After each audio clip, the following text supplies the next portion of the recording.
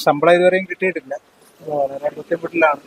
പിന്നെ EMI കാര്യങ്ങളൊക്കെ ഒരുപാട് അടയ്ക്കാനുണ്ട്, വണ്ടിയുടെ EMI ഒക്കെ. പക്ഷെ അതൊക്കെ ഇപ്പോൾ അടയ്ക്കാൻ പറ്റാത്ത അവസ്ഥയിലാണ്, ബൗൺസായി കിടക്കുന്നത്. നമസ്കാരം.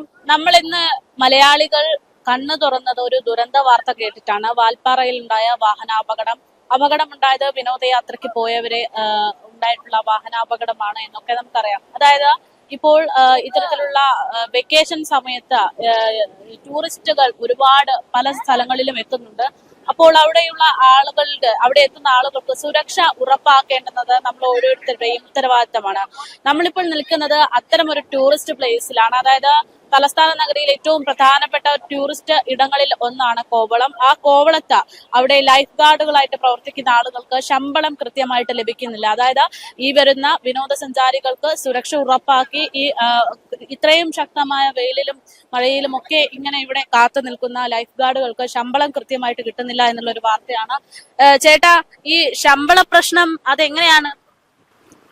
അല്ല, ഞങ്ങൾക്ക് ശമ്പളം ഇതുവരെയും കിട്ടിയിട്ടില്ല. വളരെ ബുദ്ധിമുട്ടിലാണ്.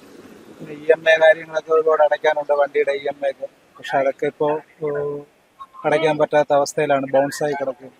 അങ്ങനത്തെ ഒരു ബുദ്ധിമുട്ട് ശമ്പളം കിട്ടാത്തതിലുണ്ട്. ഈ ശമ്പളം കിട്ടാത്ത പ്രശ്നം റിപ്പോർട്ട് ചെയ്തിരുന്നു. അതൊരു ബുദ്ധിമുട്ടാണ്. ഇത് സാധാരണ ഉദ്യോഗസ്ഥർക്ക് അറിയാന്നുള്ളതാണ്. ഇപ്പൊ ലൈഫ് ഗാർഡുകൾക്ക് ശമ്പളം മുടങ്ങി കഴിഞ്ഞാൽ അവർക്ക് ബുദ്ധിമുട്ടാണെന്നുള്ള കാര്യം ഓൾറെഡി അവർക്ക് അറിയാം. പരിഹാരം ഞങ്ങളോട് എന്താണ് റീസൺ ആണെന്നൊന്നും പറയുന്നില്ല. പക്ഷെ ഇതുവരെയും ആരും ഒന്നും ഞങ്ങളോട് പറഞ്ഞിട്ടില്ല. ഇപ്പൊ ശമ്പളം ഇപ്പോൾ ഇന്ന് 18 ശമ്പളം ഇതുവരെയും കിട്ടിയിട്ടില്ല. എത്ര മാസമായി?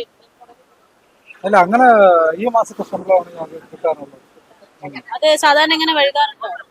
സാധാരണ ചിലപ്പോഴും ഉദ്യോഗസ്ഥരൊക്കെ ലീവിലോ അങ്ങനെയൊക്കെ പോകുമ്പോഴേക്കും, എന്തെങ്കിലും വല്ല കമ്പ്യൂട്ടറിന്റെ തകരാറ് ഇങ്ങനെയൊക്കെ വരുമ്പോഴേക്കും ഒരു 10-10 തീയതിയൊക്കെ ആവുന്നുണ്ട് ചില സന്ദർഭങ്ങൾ. അല്ലെങ്കിൽ ഒരു 6-7 തീയതിയൊക്കെ ആകുമ്പോഴേക്കും ശമ്പളം കിട്ടുന്നുണ്ട്. ഇപ്പൊ ഈ മാസമാണ് ഇത്രയും ലേറ്റ് ആയത്. പിന്നെ ബുദ്ധിമുട്ടെന്ന് വെച്ചാൽ വളരെ ബുദ്ധിമുട്ടില്ലാവും. ചേട്ടാ, ഈ പറയുന്നത് പോലെ മാധ്യമങ്ങൾ വരുന്നു, വാർത്ത കൊടുക്കുന്നു, അതിനപ്പുറത്തേക്കൊന്നും നടക്കുന്നില്ല എന്നൊക്കെ പറയുന്നു. എന്താ അങ്ങനെ പറയാനുള്ള? പ്രത്യേകിച്ചൊന്നും പറയാനില്ല. ചേട്ടനിപ്പോ പറഞ്ഞല്ലോ വാർത്ത കൊടുക്കുന്നല്ലാണ്ട് ആക്ഷൻ ഉണ്ടാവുന്നില്ല. അപ്പൊ എന്തെങ്കിലും പേടിയുണ്ടോ? ഇപ്പൊ ഇങ്ങനെ ശമ്പളം വൈകുന്നതെന്ന് തുറന്ന് പറയുമ്പോ അത് നമുക്കൊരു ബുദ്ധിമുട്ടാണ്.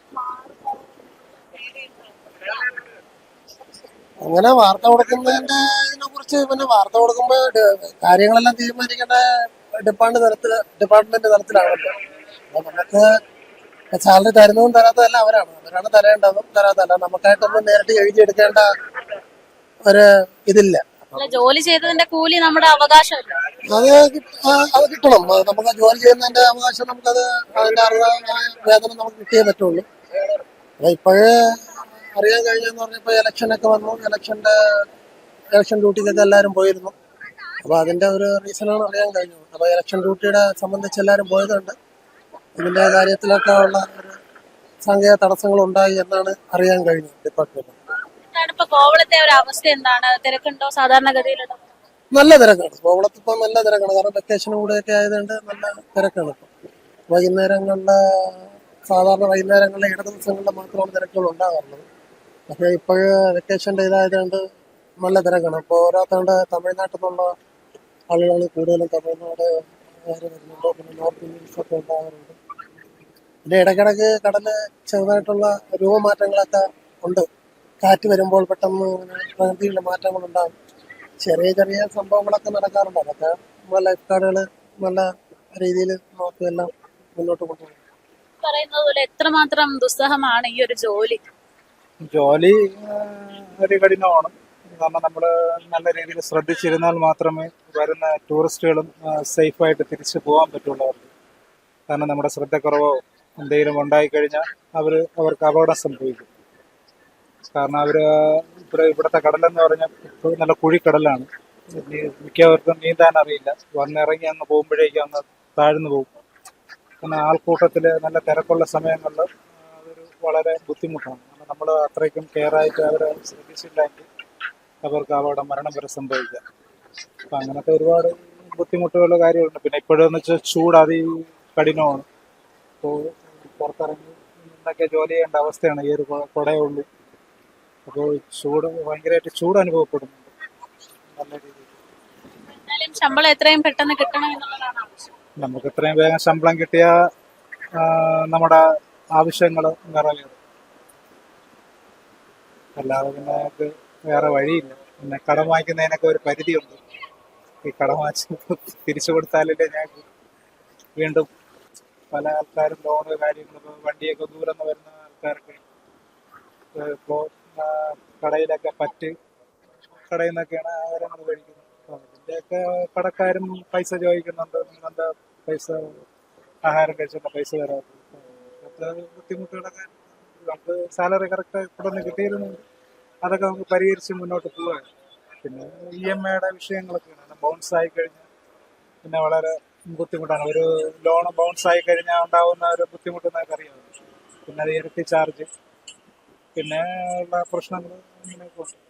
ഈ പറയുന്ന ലൈഫ് ഗാർഡുകൾക്ക് ശമ്പളം ലഭിക്കുന്നില്ല എന്നത് മാത്രമല്ല പ്രധാന പ്രശ്നം.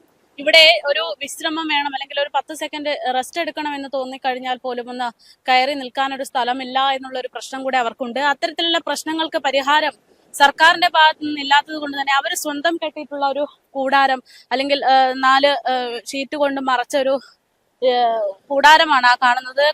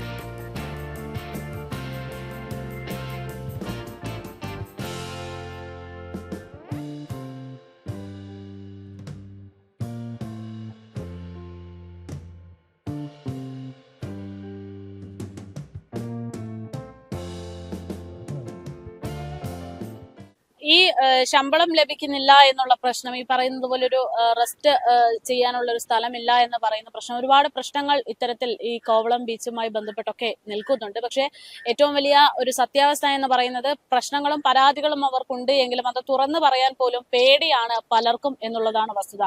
എന്തെങ്കിലും കാര്യമുണ്ടെങ്കിൽ അത് തുറന്നു പറഞ്ഞു കഴിഞ്ഞാൽ തങ്ങൾക്കെതിരെ ആക്ഷൻ എടുക്കും എന്നുള്ള ഒരു പേടി കാരണം പലരും മൗനം തുടരുന്നു എന്നുള്ളതാണ് നമുക്ക് ഇവിടെ വന്നപ്പോൾ മനസ്സിലാകുന്നത്. എന്തായാലും ശമ്പളം വൈകുന്നുണ്ട് എന്നുള്ള കാര്യത്തിൽ ഒരു വ്യക്തത വന്നിട്ടുണ്ട്. ഇന്നിപ്പോൾ 18-ാം തീയതിയായി, ഇതുവരെ ശമ്പളം ലഭിച്ചിട്ടില്ല എന്നുള്ളത് തന്നെയാണ് ലഭിക്കുന്ന വിവരം.